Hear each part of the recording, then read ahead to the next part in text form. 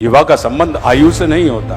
युवा का संबंध होता है, युवा होना अवस्था है। युवा का मतलब होता है जो अपनी मां के पैर में भी जूते पहना सके और जो अपनी पुत्री के पैर में भी जूते पहना सके, जो अपने पिता के हाथ को भी पकड़ सके और अपने पुत्र के हाथ को भी पकड़ सके। ऐसी क्षमता वाले व्यक्ति को आप युवा कहते हैं। यानी एक हमारा अतीत है, हमारे माता पिता, और एक हमारा भविष्य है, यानी हमारी संतानें। तो ऐसे अतीत, बीते हुए कल को और आने वाले कल को जो आज उपस्थित कर देता है, ऐसी क्षमता वाले व्यक्ति को आप युवा कहते हैं। इस नाते मैं अपने आप को युवा मानता हूं। क्यों? क्योंकि मेरे अंदर वो क्षमता है। इसलिए आप लोगों के लिए मैं ये कहना चाहता हूं कि हम उबलते हैं तो भूचाल उबल जाते हैं। हम उबलते हैं तो भूचाल उबल जाते हैं और हम मचलते हैं तो तूफान मचल जाते हैं। हमको बदलने की कोशिश मत करो भाई, हमको बदलने की कोशिश मत करो भाई। हम बदलते हैं तो इतिहास बदल जाते हैं। जो नीति से कमाई जाए वो लक्ष्मी, जो अनीति से कमाई जाए वो अलक्ष्मी, लेकिन जो नीति और प्रीति से कमाई जाए वो महालक्ष्मी होती है। तो पहले की जो दो लक्ष्मियां हैं वो चंचला हैं, लक्ष्मी और अलक्ष्मी। लेकिन जो महालक्ष्मी होती है वो अचला हैं, और उनके साथ शर्त इस बात की है कि वो तभी अचल रहेंगी कि जब उनकी बहन सरस्वती को अगर तुम पूजोगे, उनका सम्मान करोगे, उनको साधोगे। तो अगर सरस्वती को साध लिया तो महालक्ष्मी सदैव सधी रहेंगी। कि सफल होने से पहले आप असफल होना सीखिए। जो व्यक्ति असफल होना सीख जाता है वो व्यक्ति सफल होने के बाद उन्मादी नहीं होता। क्योंकि जीवन जो है हमारा, उत्साह और उन्माद, इन दो मनोभावों में चलता रहता है। या तो हम उत्साह से वशीभूत होते हैं या हम उन्माद से वशीभूत हो जाते हैं। फिर जब असफल होते हैं तो एक तीसरी चीज पैदा होती है, अवसाद। कि हम सबसे पहले हम अवसादग्रस्त होते हैं। तो जो व्यक्ति असफलता को गरिमापूर्ण तरीके से नहीं ले सकता, वो व्यक्ति सफल होने के बाद सफलता की गरिमापूर्ण तरीके से कदर नहीं करेगा। और सफलता एक ऐसी चीज है कि जो आपके अंदर उन्माद भी पैदा करती है और आपके अंदर उत्साह भी पैदा करती है। उन्मादी व्यक्ति की सफलता सिर्फ स्वयं का कल्याण करती है, बाकी उससे जुड़े हुए सारे के सारे लोग अकल्याण के भागी हो जाते हैं। लेकिन उत्साही व्यक्ति की सफलता स्वयं के साथ साथ मोहल्ला, पड़ोस और उससे जुड़े हुए तमाम लोगों के कल्याण का मार्ग खोल देती है। तो आशुतोष राणा तो आनंद का व्यापार करता है। जब हम छोटे थे तो मम्मी बाबूजी के साथ चले जा रहे थे, तो हमारे यहाँ एक बड़े स्कॉलर्स का परिवार है। तो हमें माता पिता के वजह से स्कॉलर्स से मिलने का मौका मिलता रहता था। तो एक स्कॉलर आए, उनका नाम नहीं लूंगा, उनकी हम बहुत कदर करते हैं। तो उन्होंने पूछा कि आपने अपने बच्चों के लिए क्या सोचा है, ये बड़े होके क्या करें। तो हमारी माताजी ने कहा कि भैया हम तो चाहते हैं कि ये आनंद का व्यापार करे। तो बोले मतलब आनंद का व्यापार?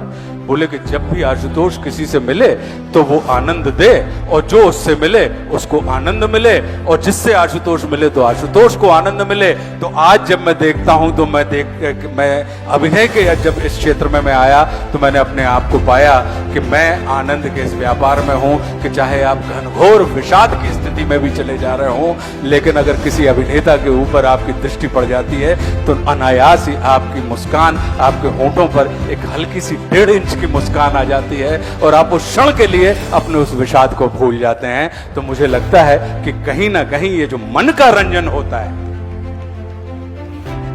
फिर जब बड़े होने लगे तो एक दिन हमसे कहा गया कि बेटा अपने पैशन को अपना प्रोफेशन बनाना। अगर तुम प्लेजर चाहते हो तो find your passion and convert it into a profession, then you will get pleasure. 3P के लिए काम करते हो, या तो तुम पावर के लिए काम करते हो, या प्रॉफिट के लिए काम करते हो, या प्लेजर के लिए काम करते हो। अगर आप पावर के लिए काम कर रहे हैं तो क्या होगा? जरूरी नहीं है कि आपको प्रॉफिट और प्लेजर मिले, पावर तो मिल जाए। अगर आप प्रॉफिट के लिए काम कर रहे हैं तो क्या होगा? आवश्यक नहीं है कि आपको पावर और प्लेजर मिले। प्रॉफिट मिल रहा है, दुकानदार है, आज कितने की बिक्री हुई भैया? बोले गल्ला में आज 25,000 रुपए। लेकिन अचानक पता लगा कि अचानक उपाध्याय जी की बुलेट रुकी, उतने में उसकी हवा सरक जाती दुकानदार की कि हमसे कहीं कोई गलती से कोई पाप तो नहीं हो गया, पुलिस की जीप क्यों आई? मतलब प्रॉफिट तो था उसके पास, लेकिन आवश्यक नहीं है कि उसके पास प्लेजर हो और पावर हो। लेकिन अगर आप प्लेजर के लिए काम करते हैं तो आप विश्वास कीजिए कि आपके पास प्रॉफिट भी होगा और आपके पास पावर भी होगा। पावर का मतलब होता है कि मेरी सांस से आपकी सांस मिल जाए, मेरी मुस्कान से आपकी मुस्कान जुड़ जाए। यदि मैं पल भर के लिए भी आपको विषाद की स्थिति से निकालकर हर्ष की स्थिति में खड़ा कर दूं तो समझ लीजिए कि वो व्यक्ति जिससे भी आप मिल रहे हैं, जरूरी नहीं कि वो अभिनेता का काम है, ये वो व्यक्ति होते हैं जो अपने पैशन को अपना प्रोफेशन बनाते हैं। तो आप लोग प्रशिक्षण संस्थान में हैं, आप लोग उन प्रतियोगिताओं के लिए प्रयास कर रहे हैं जहां पर शिक्षा के बाद आती है दक्षता, कि आप दक्षता हासिल करना चाहते हैं, दक्ष होना चाहते हैं, तो दक्षता वाले उसमें हैं। तो अपनी इस दक्षता को सिर्फ पावर और प्रॉफिट की दृष्टि से मत देखिएगा।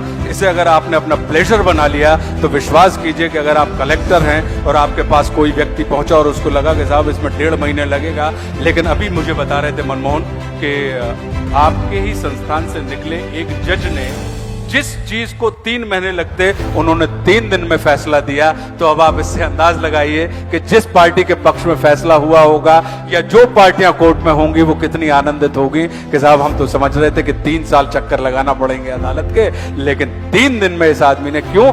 ये निश्चित रूप से ये वो व्यक्ति होंगे जो आपके संस्थान से निकले होंगे, जिनके लिए जुडिशरी सिर्फ पावर और प्रॉफिट का खेल नहीं होगा, वो प्लेजर का विषय होगा।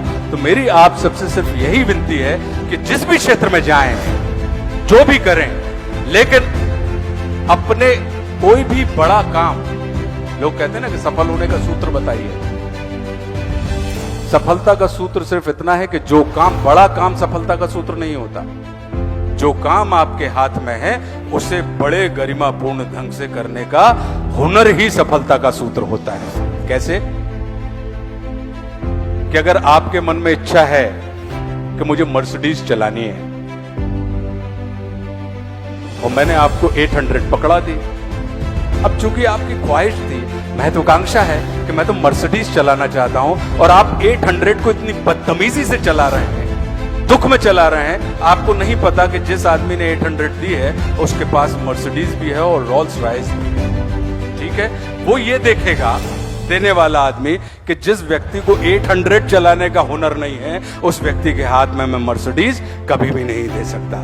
तो सफलता की जो गारंटी होती है वो यही होती है कि जो काम हमारे और आपके हाथ में है उसे बड़े तरीके से करना। और हमने इस चीज को, सिर्फ किताबी ज्ञान नहीं है ये मेरे लिए। जब मैं बंबई पहुंचा तो हम तो सिर्फ दक्ष थे, नेशनल स्कूल ऑफ ड्रामा से पास आउट थे, कि हमारा पैशन भी एक्टिंग था, हमारा एजुकेशन भी एक्टिंग था और हमारा प्रोफेशन भी एक्टिंग है। तो एक हल्की सी गर्राहट तो जब आप इंस्टीट्यूट से निकलते हैं, किसी भी प्रशिक्षण संस्थान से, तो आपके अंदर एक हल्की सी गर्राहट तो आ ही जाती है कि कोई भी छोटा काम अगर आपको दिया जाए तो उसे आप बड़ी तुच्छ दृष्टि से देखते हैं। क्यों? क्योंकि आप तो बड़े महान हैं, आपको तो प्रशिक्षित किया गया है, देश विदेश की फैकल्टीज आई थी आपको पढ़ाने के लिए, और आप ट्रेन्ड एक्टर हैं, आपके पास डिग्री भी है, आप एमए इन ड्रामेटिक्स हैं, और आप उन अभिनेताओं के साथ खड़े हैं जो करते करते सीख गए। तो हमने अपने जीवन में अपने पिताजी का यह सूत्र पकड़ा था जब हम लोग छोटे थे।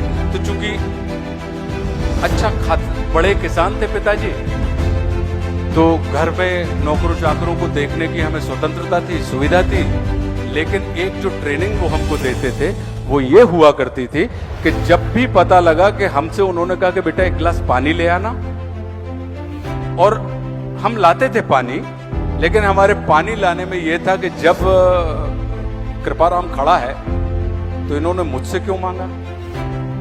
लेके आ रहे हैं, पिताजी हैं, लेकिन कृपाराम खड़े हैं तो मुझसे पानी आपने क्यों मांगा? तो जब हम लेके आते थे वो समझ जाते थे और उसी पल वो हमको, कृपाराम को, पता लगा मंझले दादा को, सबको लेते थे और शहर के बाजार में चले जाते थे।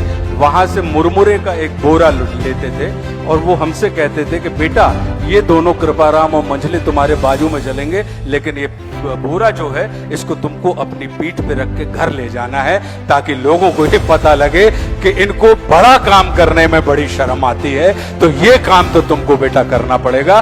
क्योंकि तुम अपने पिता की संपत्ति के ऊपर, अर्ज संपत्ति के ऊपर अहंकार कर रहे हो। तुमको पता नहीं है कि भविष्य में तुम्हारे हिस्से में कौन सी हम्माली आने वाली है।